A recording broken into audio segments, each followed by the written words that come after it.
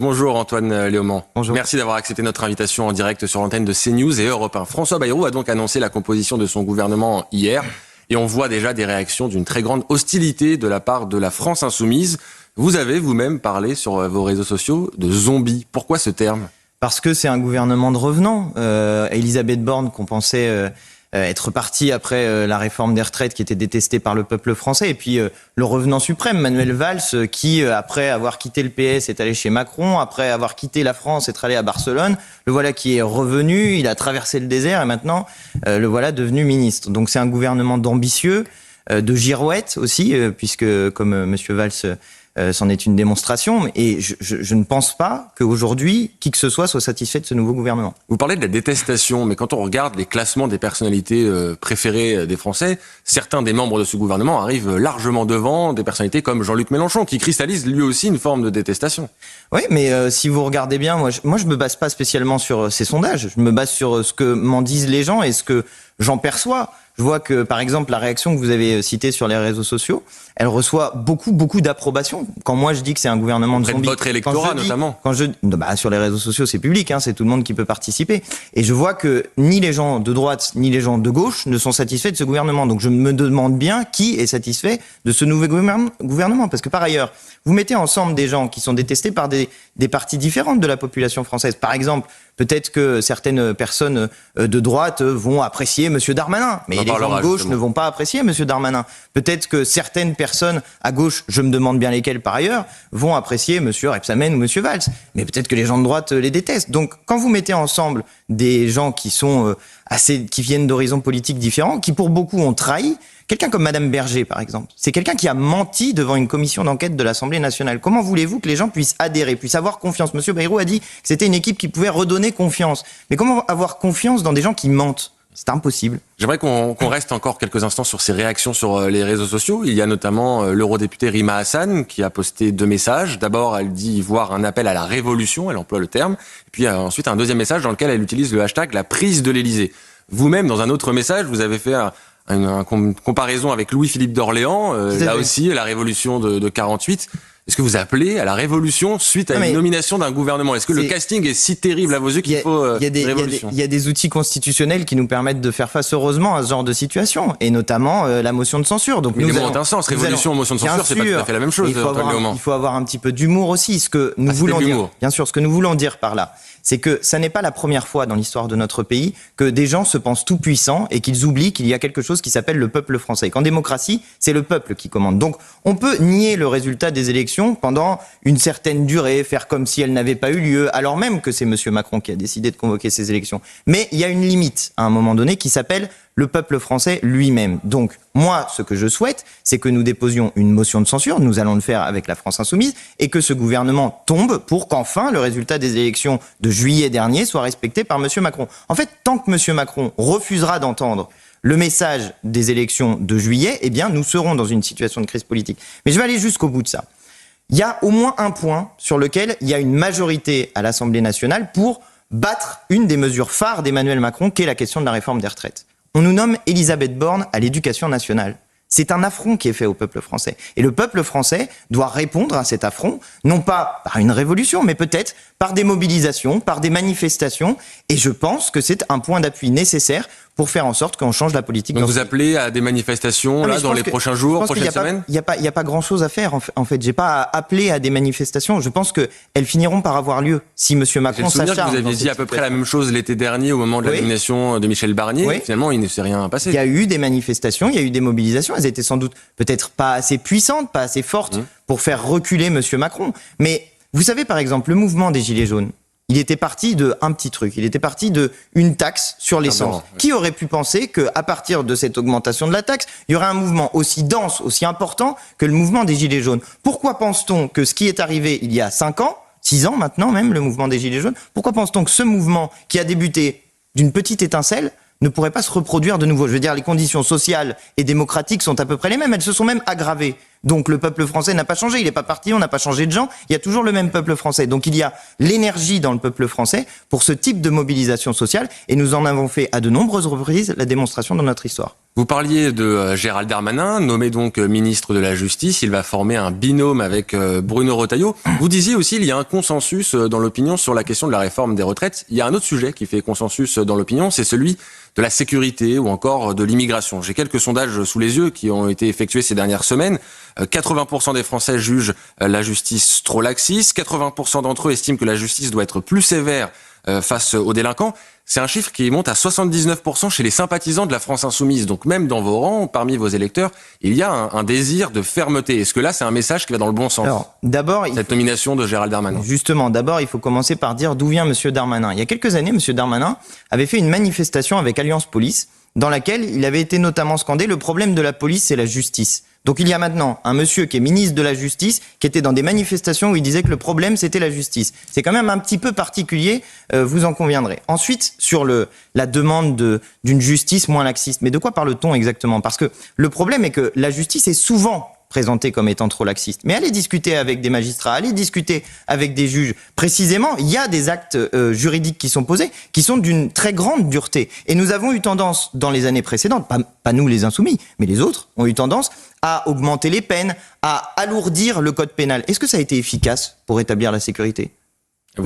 Non, ça n'est pas efficace. Et justement, c'est ça la question qui n'est jamais posée. On parle toujours de punir. Mais quand parle-t-on de prévenir? Quand parle-t-on d'éviter qu'il y ait des actes délictuels qui soient commis? C'est ça l'une des questions qu'il faut poser dans notre pays. Quand vous parlez par exemple de la question des refus d'obtempérer ou de la sécurité routière, pourquoi est-ce qu'on ne parle jamais de la consommation d'alcool dans notre pays? Ça, c'est un sujet qui est un sujet majeur. Pour les gendarmes, si vous allez discuter avec les gendarmes, moi je fais le tour. Il y a des spots de prévention à la télévision régulièrement. Mais on ne parle pas de l'effet, par exemple, de ce sujet sur la question de la sécurité publique. Moi, je fais le tour des gendarmeries quand je me déplace, notamment dans les zones rurales. Les gendarmes, ils disent que l'un des principaux problèmes, c'est les vendredis et les samedis soirs. Pourquoi? Qu'est-ce qui se passe le vendredi et le samedi soir? Les gens, ils consomment trop d'alcool, et quand ils consomment trop d'alcool, ils se battent à la sortie des boîtes, ou bien ils commettent des violences. C'est un des sujets de sécurité qui n'est jamais posé. Mais je ne dis pas que c'est le sujet principal. Bien sûr, c'est un des volets je vous dis qu'en tout cas, dans la ruralité, pour les gendarmes, c'est l'un des sujets principaux. Mais c'est évidemment un des sujets, mais est-ce que comme 79% des sympathisants de la France insoumise, vous demandez, vous, que la justice soit plus sévère envers les délinquants? Je demande qu'elle soit plus précise, et que, notamment, on s'attaque à la grande délinquance, à la grande criminalité. Par exemple, sur le trafic de stupéfiants. Moi, je suis en train de mener depuis maintenant plus d'1 an une mission d'information sur la lutte contre le trafic de stupéfiants. On a un petit peu l'impression qu'on vient punir les délinquants du bas de l'échelle, et que parce que on a enlevé les moyens, notamment dans la police judiciaire, eh bien on a moins de moyens de l'État pour faire face à la grande criminalité organisée, sur la question du blanchiment, sur la question des très très grands délinquants. Alors on a créé l'OFAST, on a créé un certain nombre de structures qui permettent normalement de lutter contre ces délinquants. Mais le problème, c'est que en ne s'attaquant pas au haut de la pyramide de la criminalité organisée, eh bien on permet qu'elle ruisselle dans le reste de la société. C'est ça qu'il faut changer dans la manière de faire. Il faut davantage taper les plus riches, et aussi dans la délinquance, c'est-à-dire ceux qui font le blanchiment, ceux qui font les grands trafiquants, ceux qui transbahutent d'un bout à l'autre de la planète des fourgons de cocaïne, par exemple, et libérer des moyens de police au niveau du bas de l'échelle pour les faire remonter d'un cran. Autre sujet de consensus, c'est le sujet de l'immigration. Là encore, je m'appuie sur des sondages. 67% des Français, par exemple, se disent favorables au retour des contrôles aux frontières. Et là aussi, chez les sympathisants de la France insoumise, on arrive à 64%. Il n'y aura pas de loi immigration, nous dit François Bayrou, mais des mesures au cas par cas. Est-ce que vous êtes en mesure, justement, de soutenir ponctuellement des mesures qui iraient dans le sens de ce que veulent vos électeurs, visiblement? Mais sur l'immigration, là encore, il faut poser les termes du débat de manière correcte. Il n'est pas normal qu'on parle d'immigration sans parler des causes. C'est quoi les causes principales de l'immigration? C'est la guerre, les crises économiques et les crises climatiques. C'est ça les 3 causes principales. À quel moment tous les gens qui nous font des leçons sur la question de l'immigration vont nous parler des gens qui vont piller littéralement le continent africain? À quel moment on en parle? Ça a des responsabilités individuelles ou collectives, des gens qui appauvrissent des grandes zones comme les... C'est le problème en amont, et puis il y a la situation ensuite lorsque nous avons des migrants qui arrivent dans notre pays. C'est un fait, l'immigration. C'est pas une donnée idéologique dans laquelle on dirait « Oh là là, mon Dieu, c'est bien, c'est pas bien, etc. » Moi, je considère par ailleurs que c'est assez positif, ayant moi-même des ancêtres belges et italiens. Et donc l'immigration est une chance, pour reprendre la formule. Bien sûr que l'immigration est une chance, et je dis à nos compatriotes dont les grands-parents ou les parents venaient du Belgique, de Portugal, d'Espagne, d'Italie, d'Algérie, du Maroc, d'où vous voulez, que nous sommes 20 millions en France à avoir au moins un ancêtre qui était étranger. Donc au bout d'un moment, il faut arrêter d'essayer de faire peur à tout le monde avec ça. L'immigration, c'est un fait. Elle se produit. Il y a des gens qui passent, qui bougent sur la planète. Elle se contrôle aussi. Donc la question, c'est comment on fait pour accueillir correctement les gens, accueillir dignement les gens. On a réussi à le faire, par exemple, pour les Ukrainiens qui fuyaient la guerre. 100 000 Ukrainiens sont arrivés sur le territoire de la République française en quelques mois. D'accord ? Est-ce que ça a posé des problèmes ? Non. Est-ce que c'était une question de l'origine des gens ? Parce qu'il y a certaines personnes qui disent ça, que en fonction de l'origine, je ne sais quoi, ça ne serait pas tout à fait les mêmes choses. Non, ça c'est du racisme de dire ça. C'est penser qu'il y aurait une différence des gens en fonction de l'endroit d'où ils viennent. Mais les gens qui fuient la Syrie, ils fuient la guerre. Les gens qui fuient Gaza, ils fuient la guerre. Les gens qui, d'une manière générale, fuient la guerre, fuient la mort. Donc, notre devoir comme pays des droits de l'homme et du citoyen, c'est de les accueillir dignement, correctement, et vous verrez que c'est beaucoup mieux géré quand on fait comme ça. D'ailleurs, on en a fait la preuve avec les Ukrainiens, justement. On comprend ce matin, Antoine Léaumont, sur l'antenne de CNews et d'Europe 1, que vous ne trouvez pas, que ce gouvernement ne trouve pas grâce à vos yeux. Ça veut dire censure, vous en avez parlé. Est-ce que vous appelez le Rassemblement national à mêler leur voix aux vôtres pour faire tomber le gouvernement de François Bayrou ? Moi, j'appelle jamais rien au Front National. Ils font ce qu'ils veulent, ils prennent leurs décisions comme ils veulent. Par contre, moi, je m'adresse à ceux qui font confiance aux gens du Rassemblement national. Ils n'avaient pas voté la censure en octobre dernier quand nous l'avions déposée. Alors, il fallait être responsable, il fallait être respectueux de quelqu'un qui niait le résultat des élections. Ils attendaient de voir le budget qui était proposé par Michel Barnier. C'était l'argument quelqu'un avait un doute sur le fait que le budget qui serait proposé serait un budget macroniste ? Enfin, moi, j'ai jamais eu de doute sur le fait qu'Emmanuel Macron essaierait de faire par tous les moyens possibles la continuité de sa politique. Donc, en octobre, nous avions censuré, mais nous avions fait mieux que ça. Nous avions déposé une motion de destitution du président de la République. Je m'en souviens, c'était moi qui la présentais au nom de mon groupe parlementaire. Eh bien, lorsque nous avions déposé cette motion de destitution du président de la République, le Rassemblement national avait voté contre la motion de destitution du président de la République. Je me demande bien pourquoi. Ils avaient dit qu'ils étaient contre Emmanuel Macron et ensuite ils ne votent pas cette motion de destitution. Donc vous voyez, il y a eu une forme d'accompagnement du macronisme du côté du Rassemblement national.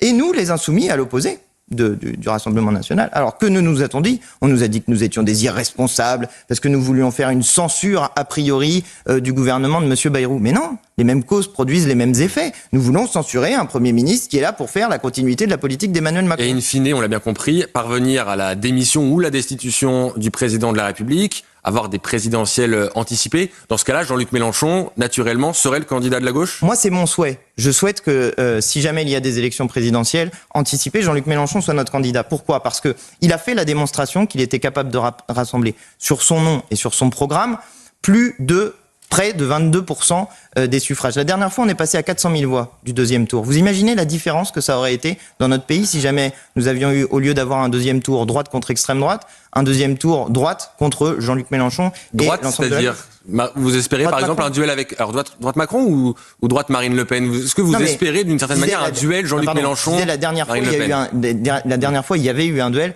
entre la droite et l'extrême droite, et je pense que ça ne permet pas au peuple français de faire un choix entre deux options. Et justement, vous me posez la question, est-ce que j'espère un deuxième tour de Jean-Luc Mélenchon contre Marine Le Pen ? Moi, Marine Le Pen, j'espère jamais qu'elle soit au second tour, j'espère que nous la battions dans les urnes.